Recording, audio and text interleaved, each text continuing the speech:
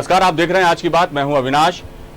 Unlock, corona कितना lock, यह है हमारी आज चर्चा का विषय। और इस पर चर्चा इसलिए लाजमी है कि जिस तरह से 4 चरणों में लॉकडाउन हुआ और लोगों ने एहतियात बरती, घरों में रहे, अपने कर्फ्यू रहा और तमाम तरह के जो उपाय सरकार को करना थे कोरोना की चेन को तोड़ने के लिए वो किए गए। लेकिन इसी बीच अब अनलॉक किया जा रहा है, धीरे धीरे आर्थिक गतिविधियों को शुरू किया जा रहा है। पूरे देश में आवागमन को भी कई जगह छूट मिली है और कई तरह की चीजें अब धीरे धीरे होने लगी हैं। लेकिन इसी बीच नज़ारा जो शहरों का दिखाई दे रहा है इस वक्त, वो थोड़ा परेशान करने वाला, हैरान करने वाला है। क्योंकि लगातार जब से लॉकडाउन हुआ है देश में, सरकारें हमेशा से ही ये कहती आ रही हैं कि लोग सोशल डिस्टेंसिंग का पालन करें, दिशा निर्देश जो दिए जा रहे हैं उनका पालन करें, किस तरह से उन्हें रहना है, घर से बाहर निकलते वक्त उस चीज का पालन करें। लेकिन जब अनलॉक हुआ और आर्थिक गतिविधियों को गति दी गई तो इसके बाद से इन नियम कायदों की धज्जियां उड़ती साफ दिखाई दी। और क्या इसकी वजह है और किस तरह से इसकी रोकथाम की जा सकती है, यही हम चर्चा करेंगे। और इस चर्चा में हमारे साथ हिस्सा लेने के लिए हमारे साथ खास मेहमान मौजूद हैं। कांग्रेस से योगेश गुप्ता जी हैं। योगेश गुप्ता जी, आपका बहुत स्वागत हमारे कार्यक्रम में। और बीजेपी से हैं कृष्ण गोपाल पाठक जी। कृष्ण गोपाल जी, आपका बहुत स्वागत हमारी इस चर्चा में। तो योगेश जी, आपसे ही चर्चा का आगाज करते हैं। अनलॉक हुआ, ये एक राहत देने वाली खबर थी लोगों के लिए जो पिछले 2 महीनों से ज्यादा वक्त से घरों में थे और निकल नहीं रहे थे बाहर, और इसी बीच कोरोना भी अपने पैर पसार रहा था। लेकिन अब जब अनलॉक की गई हैं चीजें, आर्थिक गतिविधियों को शुरू किया गया है, तो जो बाजारों का नजारा है वो साफ देखने को मिलता है। सोशल डिस्टेंसिंग की धज्जियां उड़ रही हैं, तमाम चीजें। इस पे जो क्या कहना चाहिए कि किस तरह से अंकुश लगाया जाए, क्या फोर्स खड़ी की जाए, क्योंकि लोग खुद भी उतने जो हैं अवेयर नहीं है इस चीज से, और इस बीमारी को वो अभी भी उतनी गंभीरता से नहीं ले रहे, जबकि इस दौरान कोरोना जो है बहुत ज्यादा अपना बड़ा रूप लेता जा रहा है। क्या कहेंगे योगेश जी? जी राजेश जी, बिल्कुल। देखिए, गंभीरता जो कोरोना की बीमारी की गंभीरता वाली बात कही है, तो गंभीरता इसलिए नहीं बची प्रदेशवासियों के अंदर कि मध्य प्रदेश के यशस्वी मुख्यमंत्री माननीय शिवराज जी ने कोरोना नाम की महामारी को गंभीरता से लिया ही नहीं। जब से उन्होंने कुर्सी संभाली है, कुर्सी संभालने के पहले सरकार गिराने के षड्यंत्र से लेकर उन्होंने कोरोना को एक डरोना बताया था और उसका उपहास उड़ाया था। और बीच बीच में भी यदि आपको उनके स्टेटमेंट ध्यान हो तो आपको मैं याद दिलाना चाहूंगा कि शिवराज जी बार बार ये कहते हैं कि कोरोना से डरने की कोई जरूरत नहीं है, एक आम सर्दी जुकाम जैसी महामारी है, थोड़े से प्रिकॉशंस की जरूरत है। 70 दिनों के लॉकडाउन का जो लाभ हमको मिलना चाहिए था, जो प्रदेशवासियों को मिलना चाहिए था, जो भोपाल वासियों को मिलना चाहिए था, वो प्रदेश के मुखिया ने जो गंभीर लापरवाही बरती है। और उन्होंने स्वयं कई बार सोशल डिस्टेंसिंग की धज्जियां उड़ाई है, कई कार्यक्रम बीच बीच में आयोजित किए, कई लोगों को भारतीय जनता पार्टी की सदस्यता दिलाई। 22 जो भगोड़े कांग्रेस से गए थे उनके माध्यम से उन्होंने तरह तरह के कार्यक्रम आयोजन किए। तो इसका दुष्प्रभाव ये पड़ा मध्य प्रदेश की जनता की मानसिकता के ऊपर कि जब हमारे मुख्यमंत्री जी ही कोरोना को गंभीरता से नहीं ले रहे हैं और वो स्वयं आगे होकर कह रहे हैं कि इससे डरने की आवश्यकता नहीं है, ये एक आम सर्दी जुकाम जैसी महामारी है और केवल बचाव ही इसका उपाय है, तो कहां से गंभीरता रहेगी? एक बात आपको बीच में टोकने के लिए मैं माफी चाहूंगा, लेकिन जैसा आप कह रहे हैं कि मध्य प्रदेश में उतना ध्यान नहीं दिया गया। शिवराज सिंह चौहान जी जो हैं उन्होंने खूब सोशल डिस्टेंसिंग का पालन नहीं किया, और जिस तरह के उनके बयान, इस तरह की बात, ये बात जो है, जो अनलॉक होने के बाद जो नियम कायदों की धज्जियां उड़ाई गई, सिर्फ मध्य प्रदेश की बात नहीं है, पूरे देश से, कई शहरों से, कई प्रदेशों से इस तरह के नज़ारे सामने आए हैं। और रहा सवाल, जैसा आप कह रहे हैं कि मुख्यमंत्री जी ने जैसा कहा कि वो कोरोना से डरने की जरूरत नहीं है, तो प्रदेश के वो मुखिया हैं, लोगों में भय का वातावरण तो पैदा नहीं करेंगे, लेकिन लगातार वो हमेशा ये भी कहते रहे हैं कि सचेत रहने की जरूरत है, जागरूक रहने की जरूरत है, और लेकिन उससे डरे नहीं, लड़े। ये एक जैसा एक मुख्यमंत्री को कहना चाहिए प्रदेश की जनता को, वैसा उन्होंने कहा। जी जी मैं सहमत हूं आपसे। प्रदेश के मुखिया को देखकर प्रदेशवासी अनुसरण करते हैं। तो प्रदेश के मुखिया ने जब गंभीरता पूर्वक इस बीमारी को नहीं लिया तो उसका एक प्रभाव पड़ा। दूसरा, लॉकडाउन हटने की बात जो आपने कही कि मार्केट ओपन किए गए, निश्चित रूप से 70 दिनों के पश्चात लॉकडाउन हटाया जाना चाहिए था, आर्थिक गतिविधियां चालू होनी चाहिए थी, स्वागत योग्य कदम है। मगर जो हफ्ते में 2 दिन जैसे मंगलवार शुक्रवार किसी एक 2 आइटम के लिए अलॉटमेंट किए गए, सोमवार गुरुवार किसी और के लिए, तो आप आज मार्केट में बाजारों में जाकर देखेंगे तो इन दिनों का 100% पालन नहीं किया जा रहा। व्यापारी, आम व्यापारी भी दुकान खोलकर बैठा हुआ है, जिसके कारण भीड़ का होना मार्केट के अंदर, बाजार के अंदर स्वाभाविक सी बात है। और जब भीड़ होगी तो वहां सोशल डिस्टेंसिंग का पालन नहीं होगा और इस बीमारी से जो बचने का एक मेन उपाय है कि सोशल डिस्टेंसिंग और मास्क लगाया जाए, तो उसका पालन कहीं भी नहीं होगा और बीमारी बढ़ेगी। और शने शने भोपाल, इंदौर, उज्जैन, जबलपुर में पेशेंट बढ़ रहे हैं, दिन प्रतिदिन रोज 50-60 पेशेंट मिल रहे हैं। जी योगेश जी, आपके पास लौटूंगा। कृष्ण गोपाल जी, आरोप लग रहे हैं सरकार पर लगातार, लेकिन अच्छी बात यह है कि भोपाल में जो है मरीज ठीक भी होकर निकल रहे हैं बाहर, इस कोरोना से जंग भी जीत कर निकल रहे हैं। लेकिन ये जो सवाल उठाए हैं योगेश गुप्ता जी ने, ये लाजमी भी हैं, क्योंकि अनलॉक तो कर दिया गया, गतिविधियां आर्थिक शुरू भी कर दी गई, लेकिन और अपील भी की गई लोगों से कि सोशल डिस्टेंसिंग का पालन करें, मुंह पे मास्क लगाकर बाहर निकलें। लेकिन व्यापारी जो हैं ना, उन्होंने बहुत ज्यादा ध्यान दिया ना दे रहे हैं, और लोग भी उतने सजग नहीं हैं, वो भी गाइडलाइंस का पालन नहीं कर रहे।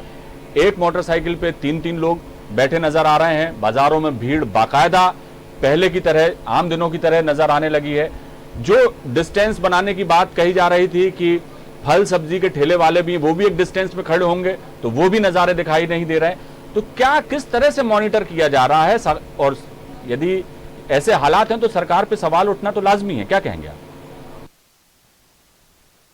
देखिए, भारत विविधताओं से भरा हुआ देश है और कई प्रजाति के प्राणी और लोग पाए जाते हैं। एक प्रजाति कांग्रेसी भी है, दूसरी प्रजाति लोगों ने मरकजी भी देखी, और तीसरी प्रजाति वो भी देखी जो कहीं ना कहीं अनुशासनहीन जीवन के माध्यम से सोशल डिस्टेंसिंग को जो पालन करना चाहिए उसमें बाधा उत्पन्न कर रहे हैं। मैं समझता हूँ कि पाठक जी को अपनी बात कर लेने दीजिए, उसके बाद आपको भरपूर मौका मिलेगा, आप अपनी बात करिएगा। जी पाठक जी बोलिए। मैं जहां तक आज जो अनलॉक हुआ है उसकी बात है, तो आप देखेंगे कि जिस दिन से लॉकडाउन हुआ था 22 मार्च के बाद अप्रैल आया, शनै शनै जैसे लॉकडाउन आगे बढ़ता चला गया है, लोगों में इसके प्रति गंभीरता भी बढ़ती चली गई है। आज हम मार्च की स्थिति से तुलना नहीं कर सकते कि पुलिस को या प्रशासन को जबरदस्ती लोगों को घर भेजना पड़ रहा था। आज सड़क पर हम निकलते हैं तो लगभग 99% लोग चेहरे पर मास्क लेकर निकलते हैं। कहीं कहीं अपवादिक स्वरूप घटनाएं आ रही हैं। मैं समझता हूँ निश्चित तौर पर मेरा, आपका और योगेश जी जैसे जो समझदार पाठक जी, अपवाद वाली बात नहीं, आप भोपाल का नजारा देख लीजिए, जिस इलाके में आप चले जाएं आपको सोशल डिस्टेंसिंग की धज्जियां उड़ती साफ मिल जाएंगी। ये बात सही है कि ज्यादातर लोग मास्क लगाए हुए हैं, लेकिन दुकानों पर जब वो कुछ खरीदने जाते हैं तो बिल्कुल इस चीज का पालन नहीं होता। व्यापारी भी उन्हें ताकीद नहीं करते कि भाई 1-2 गज की दूरी बना के रखिए। हर आदमी को जल्दी है इस वक्त। जी निश्चित तौर पर आप जिस तरफ ध्यान दिला रहे हैं वह बड़ी वाजिब बात है। सरकार और प्रशासन लगातार लोगों में जागृति लाने के लिए, लोगों को कोरोना से लड़ने के उपाय क्या क्या है, सोशल डिस्टेंसिंग है या मास्क लगाना है, सारे बात विभिन्न माध्यमों से, चाहे सोशल मीडिया हो, चाहे मीडिया हो, चाहे प्रिंट मीडिया हो, या प्रचार प्रसार के जितने भी माध्यम या साधन हो सकते हैं, उनके द्वारा लोगों तक पहुंचाने का भरसक प्रयास कर रही है। और ये सब मानेंगे कि जिस दिन से लॉकडाउन शुरू हुआ था, आज आते आते लोगों में इसके प्रति जन जागृति या जागरूकता दोनों ही देखने को आप मिली है और लोग स्वयं ही इसका पालन करने की दिशा में बढ़ रहे हैं। पाठक जी, एक चीज जो है आपने और हमने सबने देखी, लॉकडाउन के दौरान लगातार लाउड स्पीकर्स पे और जो तमाम तरह के वाहन जो थे वो हमें दिखाई दिए, और जो अपील करते हुए, दिन भर अपील करते थे लोगों से कि घरों में ही रहें, घर में ही सुरक्षित रहें, बाहर ना निकलें, इस तरह की अपील। लगातार इन 60 दिनों में होती दिखाई दी। लेकिन अनलॉक के बाद ऐसी कोई अपील करता कोई नजर नहीं आया। भोपाल में, खासतौर से भोपाल के बारे में बात करूं तो कि लोगों को आगाह कर रहा हूं, या लोगों में डर हो कि अभी भाई ये प्रशासन के लोग आएंगे तो वो हमें कुछ बोलेंगे या वो हमारे साथ कोई कार्रवाई हमारे खिलाफ ना हो जाए, इस तरह की कोई बात नहीं। और बिल्कुल सारे चौक चौराहे जो खुले हुए हैं, लोग आवाजाही बिल्कुल बाकायदा जारी है, और कहीं से कहीं तक कोई भी ऐसी लोगों पर प्रेशर बनाने की कोशिश नहीं की जा रही है, उन्हें समझाने की कोशिश नहीं की जा रही जाकर कि भाई जहां भीड़ है वहां से आप ये सोशल डिस्टेंसिंग मेंटेन करें, 2 गज की दूरी मेंटेन करें। इस तरह की कोई भी अब अपील होती दिखाई नहीं दे रही, ना सुनाई दे रही है। क्या कहेंगे? निश्चित तौर पर आपने जिस तरफ ध्यान आकृष्ट किया है वो बहुत ही जरूरी बात है, और मैं समझता हूं कि जो ध्यान आपने आज आकृष्ट कराने का काम किया है इस न्यूज चैनल के माध्यम से, सरकार और प्रशासन दोनों आपकी बात पर ध्यान देते हुए जो कहीं कमी छूट रही है उसको बिल्कुल पूरा करेंगे। और वास्तव में कोरोना से लड़ने का जो उपाय है वह सोशल डिस्टेंसिंग के साथ साथ मास्क लगाना और लोगों में स्वयं जागृति आना, कि हमें इस तरीके का जीवन जीना है, और अभी अगले कुछ महीनों तक हमें इसी तरीके का जीवन जीने की आदत डालना पड़ेगी। अनलॉक और लॉकडाउन से जो समस्याएं उत्पन्न हुई, आपको लगता है पाठक जी, यदि यही हालात रहे और ये जिस तरह की छूट दी गई है, अनलॉक किया गया है, ये ज्यादा से ज्यादा चीजों में अब और जो खुलापन आने वाला है या बाकी गतिविधियां भी जो आने वाले समय में, तो कोरोना को क्या खत्म कर पाएंगे हम? क्योंकि लोग जो हैं उन्हें अब बहुत जरूरी है कि अब कुछ इस तरह से उन्हें समझाया जाए कि घरों से जरूरत हो तभी, अभी भी बाहर निकलने की जरूरत है, बिला वजह घर से बाहर निकलने की जरूरत अभी भी नहीं। और कोरोना का संक्रमण अब कहीं ज्यादा बढ़ गया, ऐसा आपको महसूस नहीं होता? देखिए, मैंने शुरुआत में एक शब्द का उपयोग किया था कि भारत विविधता भरा देश है और विभिन्न प्रजातियों के लोग यहाँ पाए जाते हैं। उसमें कांग्रेस प्रजाति का भी मैंने उल्लेख किया था। हमने देखा कि किस प्रकार से उनकी कांग्रेस की अध्यक्ष सोनिया गांधी जी के भड़काने पर विभिन्न माध्यमों से कि अल्पसंख्यकों को अब सड़कों पे आके विरोध करना चाहिए, वो ऐसी एक मनोदशा मरकज के द्वारा प्रदर्शित हुई कि सरकार को उसको संभालने में और देश को उसको संभालने में और उसको कंट्रोल करने में मशक्कत करना पड़ी। अगर वो एक घटनाक्रम ना होती तो जिस प्रकार से कोरोना का हम बढ़ा हुआ स्वरूप देख रहे हैं वो हमें देखने को नहीं मिलता। दूसरी बात, जब देश ने शुरुआत में लॉकडाउन का सामना किया था उस समय हालात ये थे कि बहुत सारे लोग उसका विरोध कर रहे थे, लेकिन जैसे जैसे दुनिया की तरफ से और हमारे देश के आम नागरिकों और बुद्धिजीवियों और प्रबुद्ध वर्ग की तरफ से लॉकडाउन को जरूरी बताया गया तो ऐसा कहने वालों के भी मुंह बंद हो गए। और आज निश्चित तौर पर जो अनलॉक वाला जो हम माहौल देख रहे हैं, जिस समस्या की तरफ या जिस बात की तरफ आपने ध्यान आकृष्ट कराया है, सरकार और प्रशासन भी उस तरफ ध्यान दे रहा है, लोगों को लगातार मैसेज कर रहा है कि हमें इन चीजों का पालन करना है। और अगर ऐसा नहीं होता तो आप निश्चिंत रहिए, सरकार और प्रशासन कड़ाई से पालन कराएगा। अनलॉक की एक दूसरा भी एक पक्ष है कि अब अनलॉक अगर हो गया है तो उसमें जो आम नागरिकों को जरूरी चीजें हैं, चाहे वह रोजगार हो चाहे वह सरकारी सुविधाएं, वो कैसे मुहैया कराई जाए। तो मुझे यह कहते हुए खुशी होती है कि ऐसे ऐसे ऐसे ऐसे विपरीत माहौल में मध्य प्रदेश सरकार ने अभी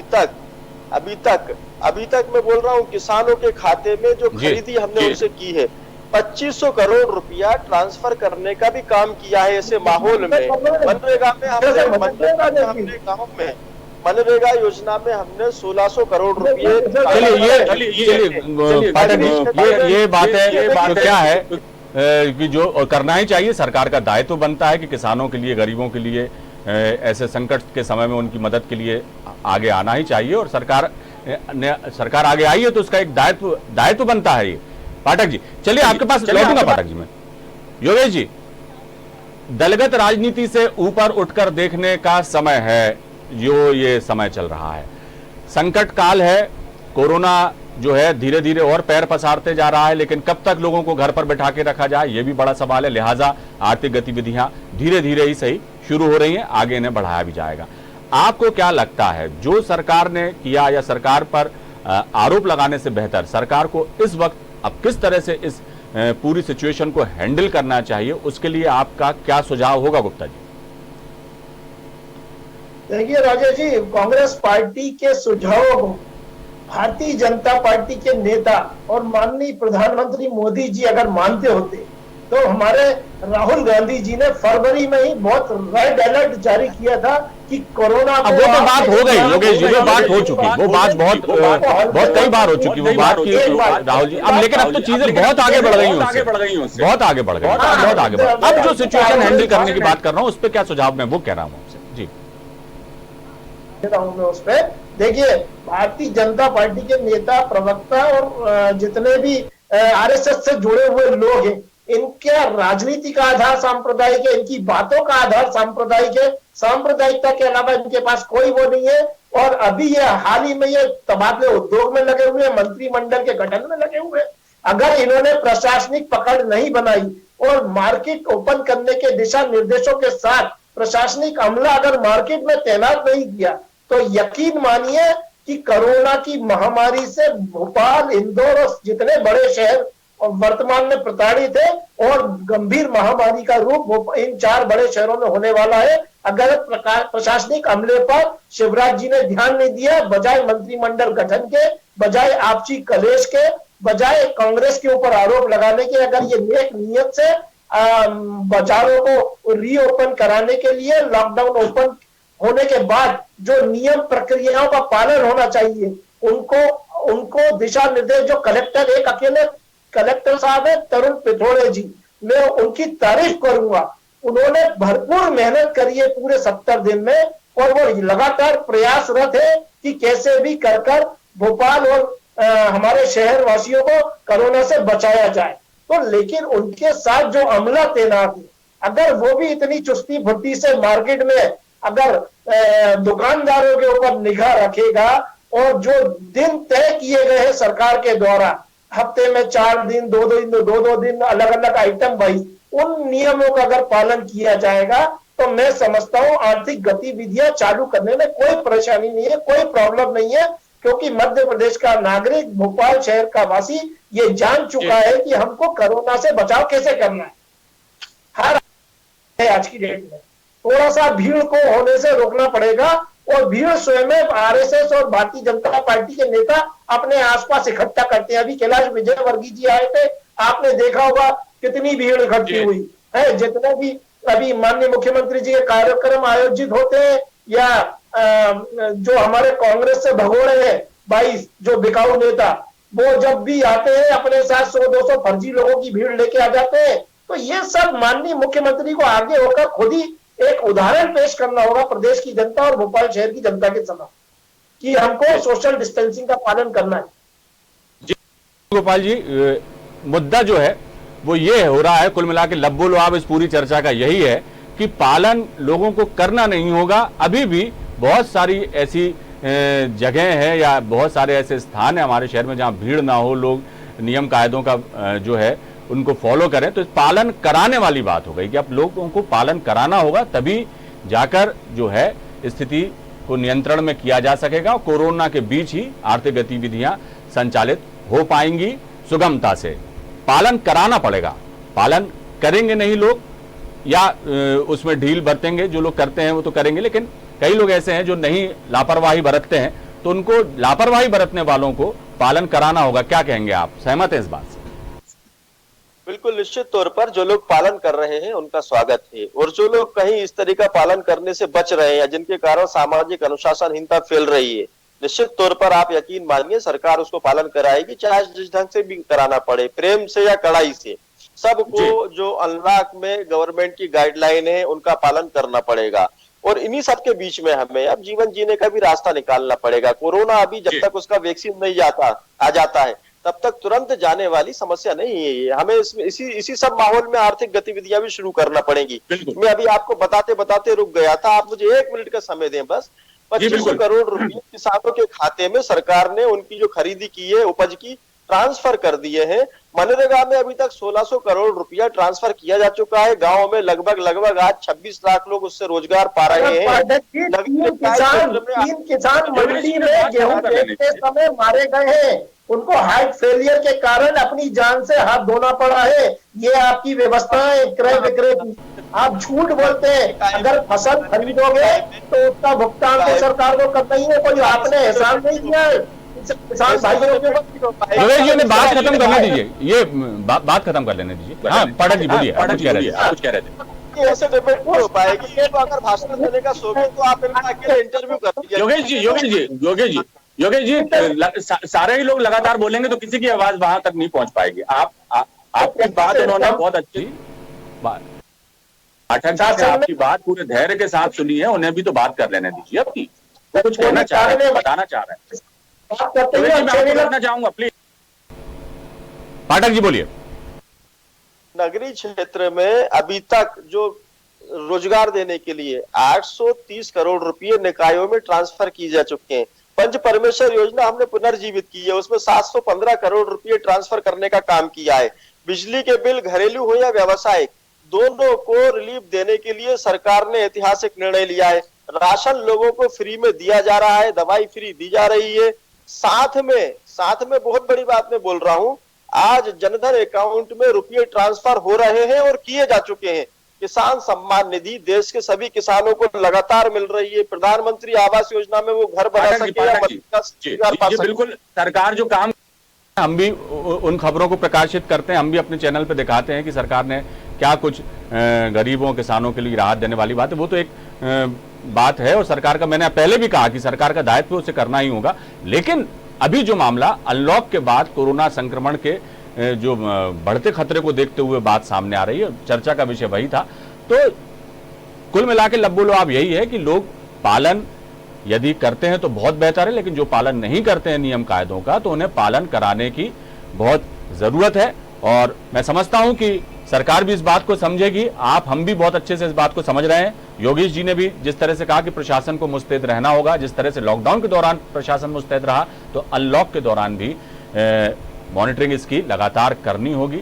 जहां सख्ती बरतना हो वहां सख्ती भी बरतना पड़ेगी, तभी जो है चीजें व्यवस्थित रूप से संचालित हो पाएंगी। बहुत बहुत शुक्रिया योगेश जी इस चर्चा में हिस्सा लेने के लिए आपका, और कृष्ण गोपाल जी आपका भी बहुत बहुत शुक्रिया, इस चर्चा में आपने हिस्सा लिया। तो कुल मिला के कोरोना काल में जिस तरह की तस्वीरें हमारे सामने आ रही हैं, अनलॉक होने के बाद जो आर्थिक गतिविधियां शुरू हुई उसमें सोशल डिस्टेंसिंग का पालन करते ज्यादातर स्थानों पर लोग दिखाई नहीं दे रहे हैं। तो जरूरी है कि लोग भी इस बात को समझें कि कोरोना अभी गया नहीं है, कोरोना यही है और उसके संक्रमण का खतरा कहीं पहले से कहीं ज्यादा बढ़ गया है। इस लिहाजा जो लॉकडाउन में जिस तरह से नियम कायदों का, दिशा निर्देशों का सरकार के लोगों ने पालन किया, लोग अपने घर पे रहे ज्यादातर, वैसे ही अब अनलॉक हो गया है तो उसी तरह के नियम कायदों का वो पालन करें और गाइडलाइंस जो दी गई हैं उनका पालन करें।